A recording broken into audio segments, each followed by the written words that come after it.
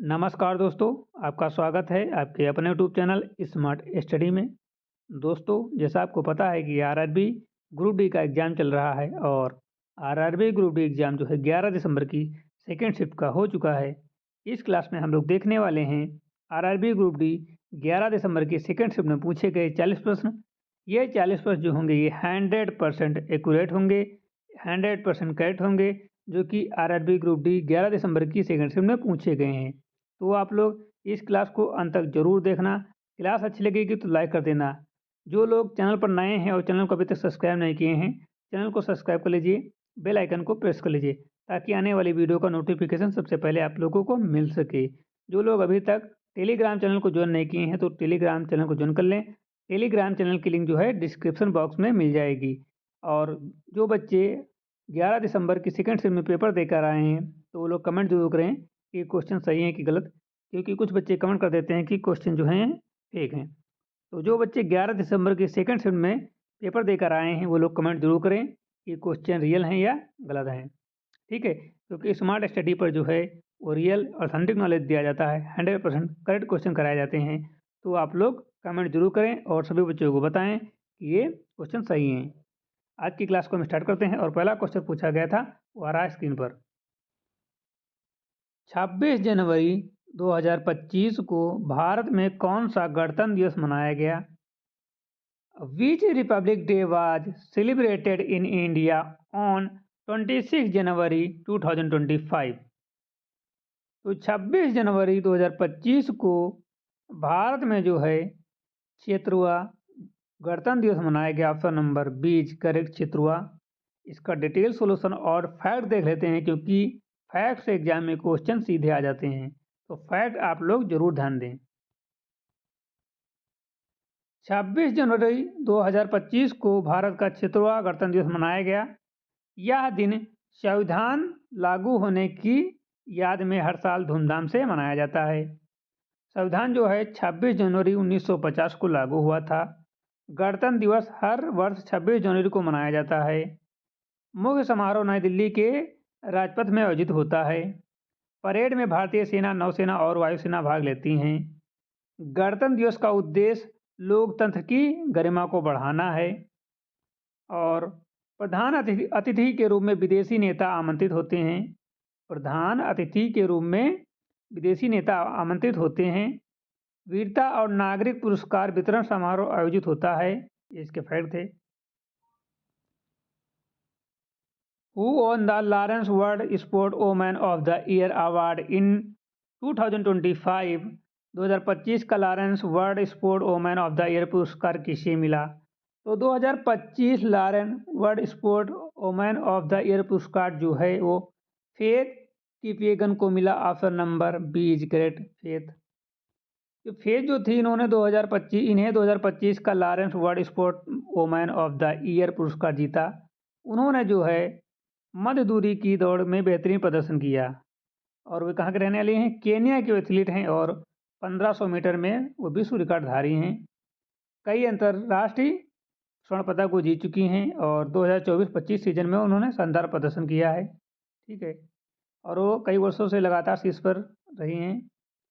ठीक है, इसके फैक्ट थे। अगला क्वेश्चन पूछा गया था कि काइनेटिक एनर्जी, गतिज ऊर्जा का फार्मूला क्या है? काइनेटिक एनर्जी का फार्मूला क्या है? तो इसका फार्मूला क्या होता है? के बराबर हाफ mv² होता है। ठीक है, के बराबर हाफ mv² होता है। तो ऑप्शन भी दिए थे के ई बराबर हाफ mv², के ई बराबर mv², के ई बराबर mgh और के ई बराबर हाफ mv। तो इसका सही जो ऑप्शन नंबर एज करेक्ट है, हाफ mv² होता है। ठीक है, ऑप्शन नंबर 1 गतिज ऊर्जा का फार्मूला है। एम क्या होता है? मास, द्रव्यमान होता है। वी क्या होता है? वेलोसिटी या गति होती है। वस्तु की गति पर निर्भर करता है। ठीक है, ऊष्मा और कार्य से संबंध रखता है। ऊर्जा संरक्षण के नियम पर ये प्रयोग किया गया था और गति की दिशा से स्वतंत्र होता है और इसे जूल से मापा जाता है, कहीं जूल होती है। और काइनेटिक प्लस पोटेंशियल बराबर क्या होता है? Total energy. गति बढ़ने पर के ई बढ़ जाती है, गति बढ़ने पर काइनेटिक एनर्जी बढ़ जाती है। मशीनों में और इंजनों में इसका उपयोग किया जाता है। अगला क्वेश्चन पूछा गया था कि UEFA चैंपियनशिप लीग 2024-25 का खिताब किसने जीता? UEFA चैंपियनशिप लीग 2024-25 का खिताब किसने जीता? ऑप्शन थे Inter Milan, Paris Saint Germain और बार्सिलोना, रियल मैड्रिड। तो इसका सही जवाब है option number D, Real Madrid. 2024-25 UEFA champion league का खिताब रियल मैड्रिड ने जीता। उन्होंने फाइनल में शानदार प्रदर्शन किया। यूरोप के सबसे प्रतिष्ठित क्लब प्रतियोगिता का विजेता हैं। फाइनल मुकाबला रोमांचक रहा। खिलाड़ियों का बेहतरीन प्रदर्शन जारी रहा। क्लब ने कई बार चैंपियन लीग जीत रखी है। घरेलू और यूरोपीय उत्कृष्ट प्रदर्शन रहा और स्टार खिलाड़ियों ने निर्णायक गोल किए। और रियल मैड्रिड का 14वां चैंपियन लीग ये खिताब है। अगला क्वेश्चन पूछा गया था कि भारत में पूर्व और पश्चिम कॉरिडोर की लंबाई कितनी है? भारत में पूर्व से पश्चिम की कॉरिडोर की लंबाई कितनी है? ऑप्शन है 4113 किलोमीटर, 2000 किलोमीटर, 6700 किलोमीटर, 3300 किलोमीटर। इसका सही जवाब है ऑप्शन नंबर डी, 3300 किलोमीटर। यह स्वर्णिम चतुर्भुज का हिस्सा है। किसका हिस्सा है? स्वर्णिम चतुर्भुज का। और सिलचर असम में, पोरबंदर गुजरात तक ये जाता है, मतलब फैला हुआ है। यह राष्ट्रीय राजमार्ग 27 पर आधारित है। इसका निर्माण NHAI यानी कि national highway authority of India द्वारा किया गया है और पूर्वोत्तर भारत को पश्चिम भारत से जोड़ता है और व्यापार और परिवहन में बहुत ही सहायक है। ठीक है। और यह देश की आर्थिक गतिविधियों को मजबूत करता है। चौड़ी और उच्च गुणवत्ता वाली सड़कें इसका हिस्सा हैं और राष्ट्रीय राजमार्ग विकास परियोजनाओं में शामिल है। यह उत्तर दक्षिण गलियारे के साथ मिलकर भारत का मुख्य मार्ग बनाता है। वर्ष 2025-26 के केंद्रीय बजट में भारत के रक्षा मंत्रालय के लिए कितना बजट आवंटित किया गया? तो भारत के रक्षा मंत्रालय के लिए जो बजट आवंटित किया गया था वो किया गया था 6,81,210.27 crore. Option number B is correct. इसके फैक्ट और सॉल्यूशन देख लेते हैं, क्योंकि फैक्ट से क्वेश्चन सीधे एग्जाम में आ जाते हैं, तो फैक्ट आप लोग जरूर देखा करें। ठीक है, फैक्ट से क्वेश्चन सीधे एग्जाम में आते हैं। वर्ष 2025-26 के केंद्रीय बजट में भारत के रक्षा मंत्रालय के लिए 6,81,210.27 करोड़ का बजट आवंटित किया गया। बजट का उद्देश्य सेना, नौसेना और वायुसेना की आधुनिकता है। रक्षा बजट में हथियार, उपकरण और प्रशिक्षण शामिल हैं। विभिन्न रक्षा योजनाओं के लिए धन आवंटित किया गया है। ठीक है, विभिन्न रक्षा योजनाओं के लिए धन आवंटित किया गया है। राष्ट्र सुरक्षा के लिए पर्याप्त संसाधन सुनिश्चित करना है। तकनीकी उन्नयन और सैन्य क्षमता को बढ़ावा दिया गया है बजट से। और रक्षा अधिग्रहण कार्यक्रमों का वित्त पोषण किया गया है। जवानों के वेतन और सुविधाओं के लिए धन आवंटित किया गया है और सामरिक और अंतर्राष्ट्रीय सहयोग के लिए यह बजट है। रक्षा अनुसंधान और विकास में निवेश किया जाएगा और भारत में सुरक्षा तैयारियों को मजबूत करने का मुख्य उद्देश्य है। अगला क्वेश्चन पूछा गया था कि निसार मिशन की कुल लागत लगभग कितने करोड़ रुपए है? What is the total estimate cost of the Nisar mission in crore rupees? 5,000 crore, 7,880 crore, 12,500 crore, 20,000 crore. इसका सही जवाब जो है वो है 7,880 करोड़। तो निसार का फुल फॉर्म क्या होता है? निसार का फुल फॉर्म होता है NASA ISRO synthetic aperture radar. ठीक है, एपर्चर रडार। तो निसार मिशन की अनुमानित लागत जो है लगभग 7,880 करोड़ रुपये है। यह भारत और अमेरिका का संयुक्त उपग्रह मिशन है। यह पृथ्वी की सतह और भूस्थल परिवर्तन का अध्ययन करता है, प्राकृतिक आपदाओं की निगरानी में मदद करता है। इस मिशन में सिंथेटिक एपर्चर रडार तकनीकी का उपयोग किया गया है। इसरो और नासा का संयुक्त मिशन है। उपग्रह की लंबी उम्र और उच्च तकनीकी है। भूवैज्ञानिक और पर्यावरणीय डेटा प्रदान करता है। समुद्री और बर्फ के अध्ययन में मदद करता है। कृषि और भूमि प्रबंधन में योगदान देता है। पृथ्वी और पर्यावरण अनुसंधान को बढ़ावा देगा। भारत की अंतरिक्ष अनुसंधान क्षमता को मजबूत करेगा। प्रधानमंत्री जनधन कृषि योजना से कितने किसानों को लाभ होगा? तो ऑप्शन है 2 करोड़, ऑप्शन बी है 1.3 करोड़, और ऑप्शन सी है 1 करोड़ और ऑप्शन डी है 1.7 करोड़। तो इसका सही जवाब है 1.7 करोड़। ठीक है। इस योजना से लगभग 1.7 करोड़ इस योजना से लगभग 1.7 करोड़ किसानों को लाभ मिलने का अनुमान है। योजना में 11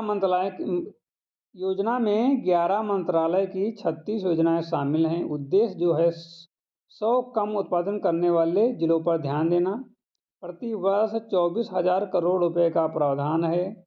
6 वर्षों में कुल 1.44 लाख करोड़ खर्च हो चुके हैं होंगे मतलब। कृषि उत्पादकता बढ़ाने पर विशेष जोर है। ठीक है। छोटे और सीमांत किसानों को अधिक लाभ मिलेगा इससे। जल संरक्षण और सिंचाई परियोजनाएं शामिल होंगी। ग्रामीण अर्थव्यवस्था को सशक्त करने में सहायक योजना है ये। इसके फैक्ट थे। अगला क्वेश्चन है कि अंतर्राष्ट्रीय आलू केंद्र इंटरनेशनल पोटैटो सेंटर CIP का दक्षिण एशिया क्षेत्र केंद्र कहाँ स्थापित किया जा रहा है? Where is the South Asian regional centre of international potato centre CIP being set up? Jaipur Rajasthan, Singna Agra Uttar Pradesh, Dhar Madhya Pradesh, Patna Bihar. तो इसका सही जवाब है ऑप्शन नंबर बी। ये जो है आगरा उत्तर प्रदेश में सिंगना के आगरा उत्तर प्रदेश में है। अंतर्राष्ट्रीय आलू केंद्र दक्षिण एशिया क्षेत्र के सिंगना आगरा उत्तर प्रदेश में स्थापित किया जा रहा है और आलू और आलू आधारित उत्पादों पर अनुसंधान है। किसानों के लिए नई तकनीक विकसित करना है। आलू उत्पादन की उत्पादकता को बढ़ाना है। जलवायु अनुकूलन आलू प्रजातियों का विकास है। खाद्य सुरक्षा में योगदान देना है। कृषि विज्ञान में प्रशिक्षण का और शिक्षा क्षेत्रीय सहयोग बढ़ाना है। अगला क्वेश्चन पूछा गया था कि SBI ने लखपति बनने हेतु कौन सी योजना शुरू की है? जनधन योजना, हर घर लखपति योजना, प्रधानमंत्री मुद्रा योजना, डिजिटल इंडिया योजना। इसका सही जवाब ऑप्शन नंबर बी, हर घर लखपति योजना। SBI ने हर घर लखपति योजना शुरू की है ताकि लोगों को निवेश और बचत के माध्यम से वित्तीय सशक्तिकरण मिल सके। हर घर को वित्तीय रूप से सक्षम बनाना है। छोटे निवेशकों को लाभ देना है। सरल निवेश विकल्प प्रदान करना है। लंबी अवधि की बचत को बढ़ावा देना है। बैंकिंग पहुंच में सुधार, महिलाओं और युवाओं के लिए अवसर, वित्तीय जागरूकता को बढ़ाना है। धन संचय की आदत विकसित करना है। अगला क्वेश्चन पूछा गया था कि मई 2025 में हिमालय पर 31 बार चढ़ाई का रिकॉर्ड किसने बनाया? मई 2025 में हिमालय पर चढ़ने का 31 बार रिकॉर्ड किसने बनाया? तो इसका सही जवाब है Kami Rita Sherpa. Option number B is correct, Kami Rita Sherpa. Solution fact दे लेते हैं। जो रीता ने जो है 2025 में हिमालय पर 31वीं बार चढ़ाई का रिकॉर्ड बनाया। कितना? 31वीं बार। नेपाल के शेरपा पर्वतरोही हैं। दुनिया का सबसे अनुभवी या पर्वतरोही हैं। विश्व रिकॉर्ड धारक हैं और पर्वतारोहण में लंबी सेवा की इन्होंने। अगला क्वेश्चन पूछा गया था कि ऐसा कौन सा दर्पण है जिसमें सामने जितनी दूरी पर वस्तु रखी जाए प्रतिबिंब उतनी ही दूरी पर दर्पण के पीछे बनता है? ऐसा कौन सा दर्पण है जिसमें सामने जितनी दूरी पर वस्तु रखी जाए प्रतिबिंब उतनी ही दूरी पर दर्पण के पीछे बनता है? ऑप्शन थे अवतल दर्पण, उत्तल दर्पण, समतल दर्पण या कोई नहीं। तो जो समतल दर्पण होता है, प्लेन मिरर होता है, ये सही जवाब होना चाहिए। ऑप्शन नंबर सी करेक्ट होना चाहिए क्योंकि समतल दर्पण में ही जो है सामने जितनी वस्तु पर रखी जाएगी प्रतिबिंब उतनी ही दूर पीछे बनता है। ठीक है। तो समतल दर्पण ऑप्शन नंबर सी करेक्ट हुआ। प्लेन मिरर में वस्तु की छवि हमेशा दर्पण के सामने समान दूरी पर बनती है, पीछे समान दूरी पर बनती है और छवि सीधी और वर्चुअल होती है। वस्तु और छवि के बीच दूरी बराबर होती है। आकार वस्तु के समान होता है। प्रकाश की परावर्तन विधि पर आधारित होता है यह और आईने का समान प्रयोग किया जाता है। इसमें सुरक्षा और सजावट में उपयोग होता है। विज्ञान प्रयोगशालाओं में अध्ययन किया जाता है। परावर्तन नियम का पालन करता है। रोजमर्रा के दर्पण इसी प्रकार के होते हैं। ठीक है। जो डेली हम लोग शीशा देखते हैं वो इसी प्रकार के होते हैं। छवि विपरीत दिशा में दिखाई देती है। अगला क्वेश्चन पूछा गया था कि निम्नलिखित में से कौन सा जैव आवर्धन का उदाहरण है। निम्नलिखित में से कौन सा जैव आवर्धन का उदाहरण है। बायोमैग्निफिकेशन का उदाहरण है। Which of the following is an example of biomagnification. केले के छिलके, तो इसका सही जो ऑप्शन नंबर सी कीटनाशक। ठीक है, कीटनाशक जो है वो जैवर्धन का उदाहरण है, बाकी नहीं। बायोमैग्निफिकेशन में कीटनाशक जैसे रसायन खाद्य श्रृंखला में ऊपर जाते हुए अधिक मात्रा में जमा हो जाते हैं। इसके फैक्ट देख लेते हैं कि खाद्य श्रृंखला में रसायनों का संचय होता है। शीर्ष शिकार में अधिक प्रभाव होता है। शीर्ष शिकारी में अधिक प्रभाव होता है। जल और मृदा प्रदूषण से संबंधित है। मछली और पक्षियों में उच्च स्तर पर होता है। मानव स्वास्थ्य पर प्रतिकूल प्रभाव पड़ता है। कृषि में रसायन उपयोग का मुख्य कारण है। और जैव विविधता पर खतरा बना हुआ पर्यावरणीय संतुलन प्रभावित होता है। अंतर्राष्ट्रीय पर्यावरण नियम लागू होते हैं और जैविक निगरानी आवश्यक है। अगला क्वेश्चन पूछा गया था कि मनुष्य में वृषण टिशेस का उदार गुहा के बाहर क्यों होते हैं। मनुष्य में वृषण टिशेस उदार गुहा के बाहर क्यों होते हैं। तो इसका सही जवाब है तापमान नियंत्रित करने के लिए। ऑप्शन नंबर ए करेक्ट, तापमान नियंत्रित करने के लिए। टिशेस बाहरी स्थान पर इसलिए होते हैं ताकि शुक्राणु का निर्माण 37 डिग्री सेल्सियस से कम तापमान पर हो सके। और स्पर्मोटोजेनेसिस के लिए ठंडा तापमान आवश्यक है। ऊष्मा में वृद्धि से शुक्राणु निष्क्रिय होते हैं। पुरुष प्रजनन में अंग संरचना होती है। अंडकोश तापमान नियंत्रित करता है और निश्चित की त्वचा में लचीली होती है। और गर्मियों में तापमान संतुलित रहता है। ठंडे वातावरण में सुरक्षित रहता है। स्वास्थ्य और प्रजनन क्षमता सुनिश्चित करता है और आनुवंशिक गुण सुरक्षित रहते हैं। अगला क्वेश्चन पूछा गया था कि प्रतिध्वनि किस दूरी पर नहीं होगी। At what distance will an echo not be heard. तो प्रतिध्वनि जो होती है वो 10 मीटर पर नहीं होती। कितनी? 10 मीटर पर। तो 10 मीटर पर नहीं सुनाई देती है। और जब ध्वनि स्रोत और अवरोधक के बीच दूरी पर्याप्त हो, लगभग 17 मीटर से अधिक हो, ताकि ध्वनि लौटकर कान तक पहुँचे। प्रतिध्वनि ध्वनि का परावर्तन होता है और दूरी कम होने पर समय अंतर कम होता है। कान में ध्वनि अलग नहीं सुनाई देती है। इको अनुभव करने के लिए 17 मीटर अधिक है और ऊंची दीवार और पर्वत में स्पष्ट है।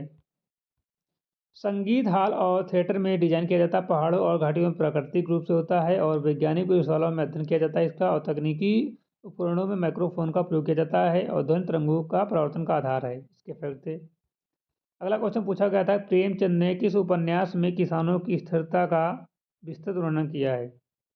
रंगभूमि, निर्मला, गोदान, गबन। इसका सही जो ऑप्शन नंबर सी गोदान। गोदान 1936 में प्रकाशित हुआ था। इसे प्रेमचंद की सर्वश्रेष्ठ कृति माना जाता है। इसमें किसान होरी की कहानी है। किसान जीवन की वास्तविक समस्याएं दर्शाई गई हैं। इसे ग्रामीण भारत का सजीव चित्रण कहा जाता है। गरीब, सामाजिक शोषण और वर्ग संघर्ष मुख्य विषय हैं। प्रेमचंद के उपन्यास सम्राट कहा जाता है। गोदान का कई भाषाओं में अनुवाद हुआ है। तो आज की क्लास यहीं पर समाप्त होती है। यदि आपको क्लास अच्छी लगी हो तो लाइक कर देना। चैनल पर नया हो तो सब्सक्राइब कर दीजिए। बेल आइकन को प्रेस कर दीजिए ताकि आने वाली वीडियो का नोटिफिकेशन सबसे पहले आपको मिल सके।